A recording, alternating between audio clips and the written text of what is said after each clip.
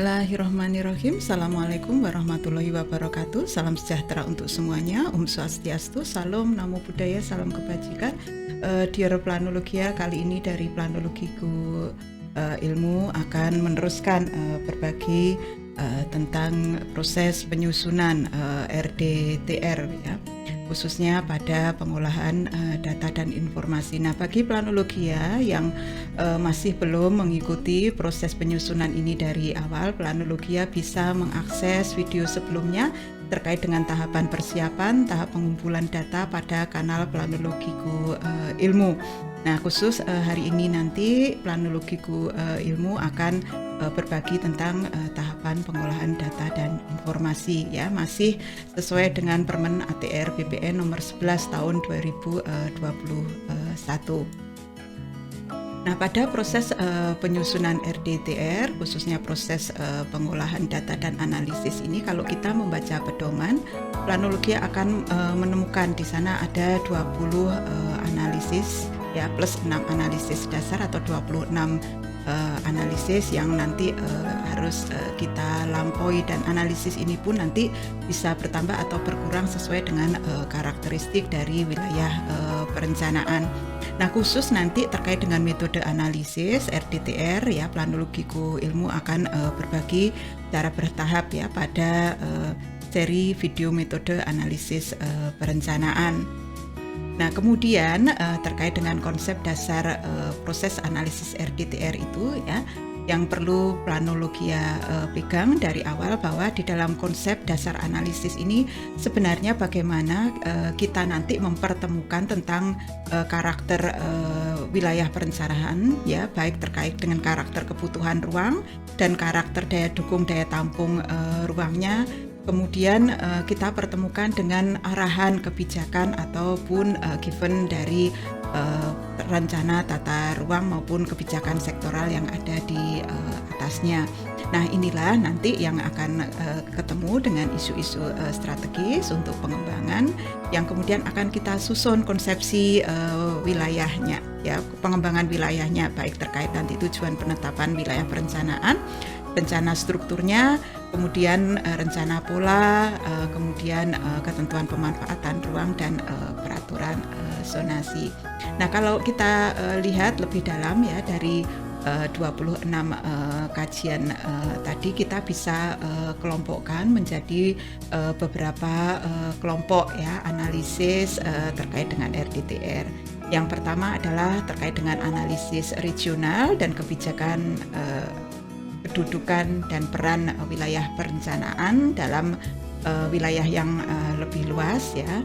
Kemudian terkait dengan analisis sumber daya alam dan fisik, lingkungan atau lingkungan binaan, analisis pendudukan dan sosial budaya, analisis ekonomi dan sektor unggulan, analisis sumber daya buatan, analisis lingkungan binaan itu sendiri, analisis transportasi, analisis struktur internal, analisis sistem penggunaan lahan, analisis ketentuan kegiatan penggunaan lahan atau ITBX-nya, analisis standar teknis dan ketentuan prasarana dan sarana minimal, dan analisis ketentuan pelaksanaan PZ, analisis teknik pengaturan, analisis kelembagaan, analisis pembiayaan, dan analisis potensi masalah ya, atau yang tadi isu-isu strategis tadi. Dari keseluruhan analisis ini nanti bisa kita kelompokkan ya, terkait dengan analisis yang berkaitan dengan tujuan penetapan BWP itu mana saja ya, yang sangat mendukung ya, yang warnanya hijau. Kemudian ada analisis terkait dengan RDTR ya, baik analisis struktur maupun pola, ini yang warnanya magenta muda. Kemudian analisis terkait PZ itu yang warnanya kuning, dan yang analisis dengan garis-garis terputus itu adalah analisis yang bisa dilakukan secara paralel. Sementara yang pakai garis tipis kotaknya itu adalah analisis yang dilakukan secara berurutan. Nah, di mana masing-masing analisis ini pun ada sub-analisis atau analisis kecil yang nanti mendukung ya di analisis besarnya, dan Planologia bisa cek ya poin-poin penting ini di Peraturan Menteri ATR BPN nomor 11 tahun 2021. satu. Nah, untuk yang pertama ya, yang terkait dengan analisis regional dan kedudukan analisis regional dan kebijakan, kedudukan dan peran WP di dalam perencanaan wilayah perencanaan yang lebih luas ini, nanti Planuligaya harus melihat ya dengan seksama terkait kedudukan dan keterkaitan prasarana wilayah, ya, ekonominya, sosial budayanya, pendanaan, hankam, lingkungan, kemudian kerawanan bencana regional, ya, sistem perkotaannya, peran dan fungsinya. Sementara di analisis sumber daya alam dan fisik lingkungan atau lingkungan binaan, Planologia bisa lakukan analisis kemampuan lahan, aset jasa lingkungan, potensi dan limitasi fisik lingkungan, kesesuaian lahan, daya dukung dan daya tampung. Nah, kemudian yang ketiga terkait dengan analisis kependudukan dan sosial budaya. Ini Planologia harus melihat sebaran penduduknya, laju pertumbuhannya, proyeksinya, struktur demografinya, karakteristik sosial budaya, dan bagaimana kaitan nanti sebaran itu dengan fisik lingkungan, ya. Kemudian laju pertumbuhan itu dengan tren-tren yang lain, ya, di sana harus dilihat. Kemudian analisis ekonomi dan sektor unggulan ini nanti Planologia harus melihat ya terkait dengan struktur ekonominya, laju pertumbuhannya, sektor ekonomi dominan, peluang pengembangan investasi ekonomi kota termasuk di sana. Nanti Planologia harus melihat ya terkait dengan marketing place-nya, ya, market faktor yang mau dijual apa saja, dan sasaran yang nanti membeli atau mau berinvestasi di wilayah perencanaan yang kita susun itu siapa saja. Nah, berikutnya ya terkait dengan penjelasan proses penyusunan analisis untuk satuan kemampuan lahan, ini Planologia bisa menggunakan alat bantu ya, nanti dengan GIS ya kita siapkan input-input datanya terkait dengan data-data klimatologi, topografi, geografi, hidrologi, sumber daya mineral, bencana alam, penggunaan lahan maupun dari hasil-hasil studi yang lainnya. Ya, di sini nanti kita bisa kaji ya yang namanya satuan kemampuan lahan dari aspek morfologinya, kemudian dikerjakan kestabilan lereng, kestabilan pondasi, ketersediaan air ya untuk kemudian SKL untuk drainase, kemudian SKL terhadap erosi, SKL terhadap pembuangan sampah, dan SKL bencana alam. Nah, dari sini nanti kita akan ketemu yang namanya kemampuan lahan ya, analisis kemampuan lahan yang gunanya nanti untuk menyusun arahan-arahan terkait dengan penggunaan lahan, mana yang harus dilindungi ya, mana yang bisa dikembangkan, mana yang agak direm untuk pengembangannya ya. Itu nanti dari hasil analisis kemampuan lahan. Dari hasil temuan analisis kemampuan lahan ini nanti kita overlaykan dengan peta penggunaan lahan existing ya, atau citra penggunaan lahan existing ya dengan resolusi tinggi ya. Kita evaluasi mana yang terjadi ketidaksesuaiannya, misalkan ya di lahan-lahan konservasi, lahan pangan ya, sawah konservasi, lahan konservasi sawah ini kemudian yang tumbuh untuk kegiatan non pertanian yang dilindungi, misalkan untuk industri atau yang lainnya, atau perumahan yang kemudian berkembang menjadi industri atau yang lainnya ya, sepadan sungai ya yang kemudian lindung-lindung setempat yang lainnya. Nah, dari sana nanti akan ketemu ya analisis kesesuaian lahan, dan di sana muncul rekomendasi kesesuaian lahan yang kira-kira nanti bisa kita kembangkan, yang harus direm dan kemudian harus dilindungi dan dikembalikan ke fungsi semula. Nah, kemudian lanjut berikutnya ya itu terkait dengan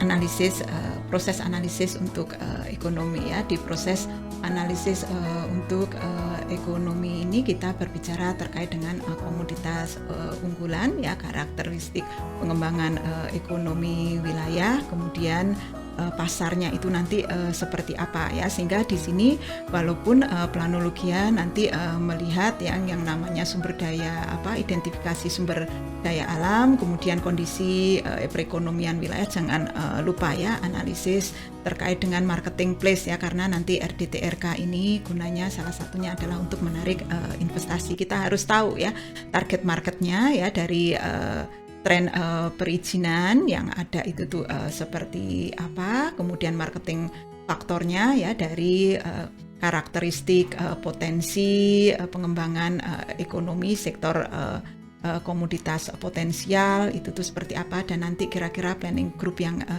nanti akan terlibat itu siapa saja. Nah, kemudian terkait dengan analisis kependudukan ini nanti ya, pada dasarnya analisis aspek kependudukan ini nanti ya Planologia akan gunakan ya untuk melihat kebutuhan sarana prasarana dan potensi masalah kependudukan terkait dengan sosial budaya yang nanti mempengaruhi pengembangan wilayah perencanaan ya, sehingga nanti akan ada konsepsi pengembangan sosial budaya, termasuk di dalamnya itu adalah kebutuhan sarana prasarana yang sesuai dengan karakter WP ya. Jangan sampai nanti kita melupakan analisis ini ya, kita gunakan semuanya general sama, padahal karakter budayanya ya, karakter yang lokusnya ya, karakteristik fisiknya itu sangat berbeda ya. Nah, kemudian yang kelima itu adalah analisis sumber daya buatan. Di analisis sumber daya buatan ini tadi terkait dengan sarana prasarana untuk wilayah perencanaan ya.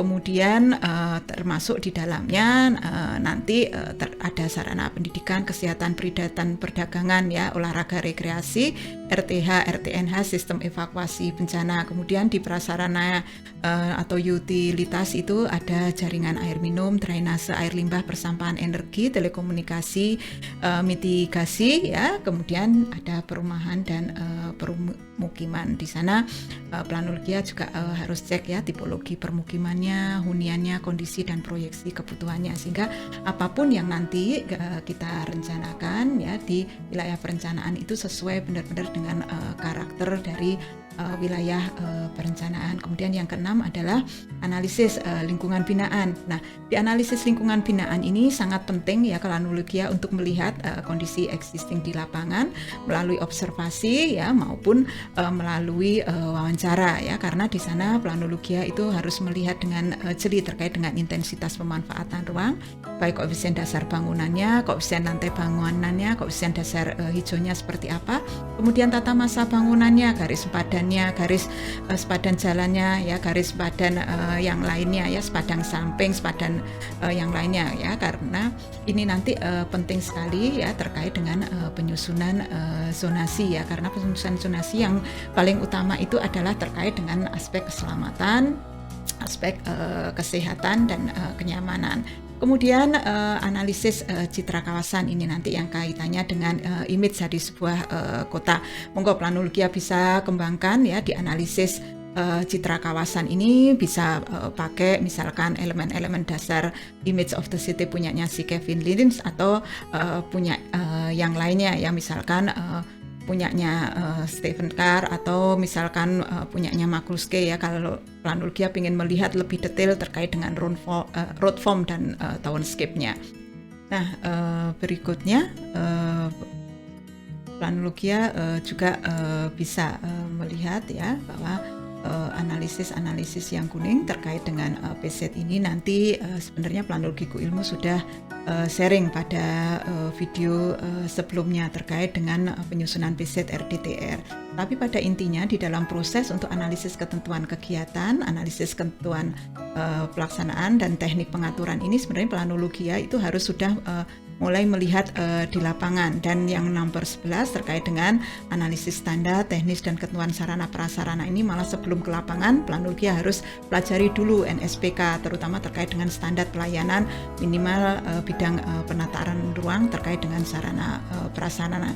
Nah, di dalam analisis ketentuan kegiatan untuk penggunaan lahan ITBX ini kenapa harus di lapangan? Karena Planologia harus melihat perkiraan dampak, misalkan di zona perumahan ya, ternyata di sana sudah ada berkembang kegiatan perdagangan, kegiatan sekolah ya, pendidikan, atau kegiatan terkait dengan industri yang dulunya rumahan berkembang sekarang menjadi industri yang besar, atau industri atau kegiatan jasa yang lainnya. Di sana harus dicek nanti dengan perkiraan dampaknya, ya masih bisa di sana dengan nanti bersyarat ataupun yang lain itu melihatnya sudah dari lapangan. Sementara terkait dengan standar ini kenapa harus sebelum ke lapangan, karena nanti planologi harus melihat terkait dengan kekurangan standar itu, kemudian dampaknya itu apa di lapangan, kira-kira nanti ke depan butuh tambahan apa ya, dari di lapangan itu sudah mulai memikirkan terkait dengan analisis nanti terkait dengan pelaksanaan pengaturan zonasi maupun tekniknya ya. Kemudian analisis kelembagaan, analisis pembiayaan pembangunan ya, nanti kita harus cek juga ya terkait dengan struktur belanja pembangunan dan sumber pembiayaan, kapasitas dan kebutuhan pembiayaan pembangunan. Jangan sampai kita nanti membuat perencanaan itu ternyata dari sisi pembiayaan itu tidak layak ya, walaupun kita pakai mekanisme yang lain ya, sehingga tadi tren ya di dalam marketplace tadi bagaimana tren investasi, kemudian struktur pembelanjaan pembangunan ya, kapasitasnya itu nanti harus dilihat dengan seksama. Kemudian yang terakhir adalah analisis potensi dan masalah yang nanti kita SWOT-kan untuk menemukan strategi nanti bagaimana kita mengembangkan dan menemukan konsepsi untuk pengembangan wilayah perencanaan. Nah, kemudian khusus terkait dengan proses teknis penyusunan peraturan zonasi itu sebenarnya memang prosesnya cukup panjang. Nah, di sini Planologia bisa melihat ya pada video proses teknis penyusunan peraturan zonasi ya, dan proses penyusunan PZRDTR yang memang Planologiku Ilmu berbaginya belum selesai ya karena banyaknya materi, tetapi di yang proses teknis untuk 1 dan 2 itu sudah Planologia bisa akses ya di kanal Planologiku Ilmu.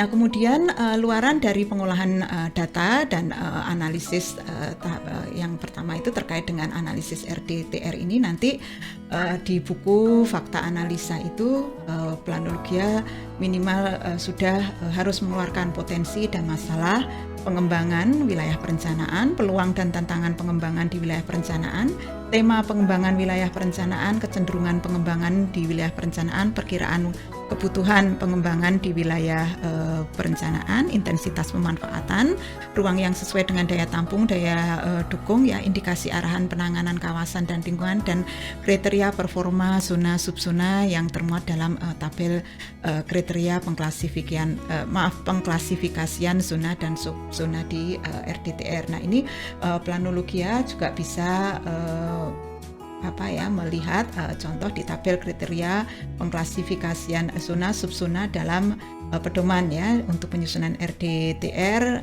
pada lampiran 4.2 di Permen ATR BPN nomor 11 tahun 2021. Nah, kemudian terkait dengan luaran untuk analisis PZ ya, Planologia ini juga bisa ya nanti lihat lebih rinci itu di penyusunan PZ RDTR ya pada video yang lain di kanal Planologiku Ilmu ya. Di sana ada 9 luaran terkait definisi zonanya, kesesuaian atau kompatibilitas zona, kesesuaian kompatibilitas kegiatannya ya, kemudian dampak kegiatannya, lokasi-lokasi dengan karakteristik spesifik, rumusan tabel atribut, kebutuhan sarana prasarana minimum dan standar pemanfaatan ruang, kebutuhan teknik pengaturan zonasi, dan konsep awal peraturan zonasi. Dan ini semua nanti harus ada di buku fakta analisa seperti luaran yang pertama untuk hasil analisis RDTR-nya. Nah, itu saja yang bisa Planologiku Ilmu sampaikan ya pada sesi video kali ini. Nanti terkait dengan step berikutnya Planologiku Ilmu akan berbagi lagi pada video yang lainnya, dan khusus untuk metode analisisnya Planologiku Ilmu akan berbagi dengan seri yang lainnya ya. Kurang dan salahnya dari Planologiku Ilmu mohon maaf.